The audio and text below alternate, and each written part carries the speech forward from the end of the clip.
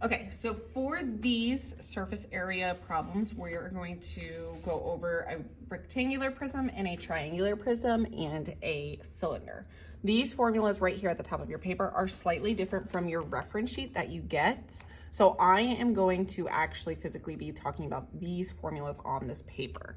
So to start, we're going to start with a rectangular prism. So any kind of prism for both this one and this one, actually, we're going to be using the same formula, which is a prism, and it's actually also a cylinder. So this formula is 2 big B plus pH. So for all of these shapes, we're actually using the same exact formula.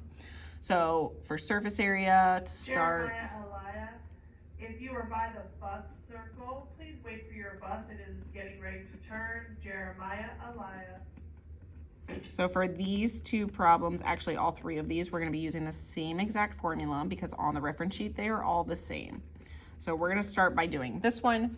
So big B represents, if you look at the formula sheet, it says big B is the area of the base. So I'm actually finding just the area of the base. So I'm pretending like the three-dimensional aspect doesn't even exist in this problem. So if I'm looking at just the base dimensions are 7 and 13. So I have 7 and I have 13.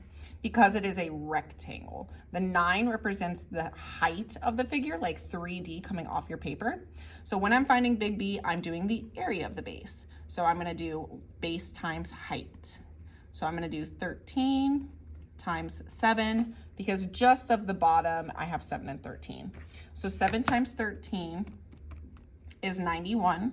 So I'm going to take that number and I'm going to replace my big B with 91 because it represents the area of the base. P, just like on your formula sheet, represents perimeter of the base. So if I'm still looking at the same kind of shape, I am looking at my rectangle still. I'm going to find P. The perimeter of the base, if this side is 7, this is also 7. If this is 13, this is also 13. To find perimeter, I'm adding up all the sides. So 13 plus 13 plus 7 plus 7. So if I do 13 times 2 plus 14 is 40. So I'm going to plug in 40 here. And now H represents the actual height of the three-dimensional figure.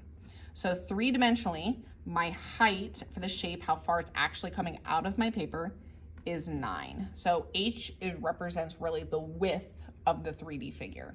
So I'm going to multiply 2 times 91, which is 182. And I'm going to do 40 times 9. 40 times 9 is 360. And then I'm going to add them together to make a total of 542 feet squared.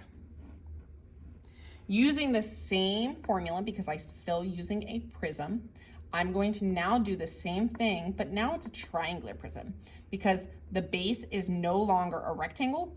The base is actually a triangle. So let me get a lighter colored pen. So in the back or in the front, this represents a triangle. So the base is a triangle. I'm going to use the same formula. I'm going to bring down my 2 because I still have that in my formula. In parentheses, I'm going to plug in the base. I'm going to add the perimeter, and then I'm going to multiply by the height in the end.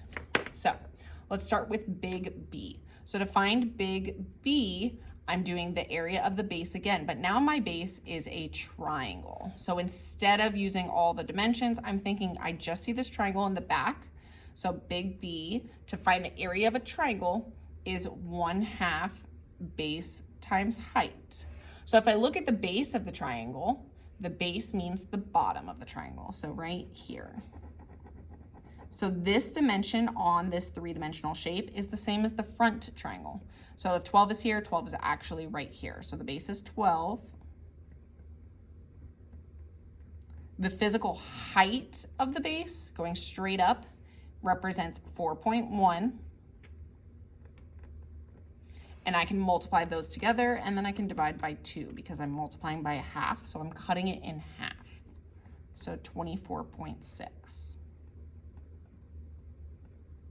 And now I'm going to do the same thing. I have to find the perimeter of the base. So to find the perimeter of the base, if I think about it, I have this side, which is equivalent to 5. I have this side, which is equivalent to 10, and I have the bottom, which we already said the base is 12. So I'm gonna add up these three numbers, 5 plus 10 plus 12. Last time I had 4 because it was a rectangle, so the base was a rectangle. This time I have 3 because the base is a triangle. So 5 plus 10 plus 12 makes 27. So my perimeter is 27. And now I need to think the height of the three-dimensional shape, how far it's coming off your paper, is 3, because 3 represents the width of the shape. So it's the only number I haven't used yet. So I'm gonna multiply 2 times 24.6.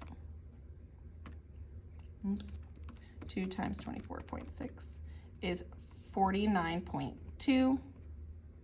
And then 27 times 3 is 81. And then if I add them together, that gives me 130.2 km squared. My last shape is a cylinder, and it still uses that same formula because the prism and the cylinder is exactly the same. This time it's a little bit harder though, because my base is a circle, my perimeter is also a circle. So I'm gonna have to use some formulas on my reference sheet to kind of replace things with. So let's start by shading in our base. A cylinder, the base is always the circle part. Think like a can of Coke. The can of Coke means that the bottom is the circle part. This is just fallen over. So to find big B, the area of the circle, the base is a circle. I look, and if you don't remember it off the top of your head, it's okay, because the area of a circle is pi r squared. So I'm using pi r squared for my formula. Last time it was a triangle. Before that, it was base times height because it was a rectangle. So my radius, if this whole length is 15, my radius is half of that. So I'm actually doing pi times 7.5 to the power of 2. I have to do exponents first. So in my calculator, I'm doing 7.5 squared, which is 56.25. Now I can times by pi, which is 176.7. So I'll bring down my 2 in my formula. I'm gonna bring down my 176.7 because that's the area of the base. I could bring down my plus sign. And now the last thing I need is P.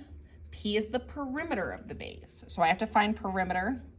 Now, if you think I still have a circle, so I need the perimeter of a circle.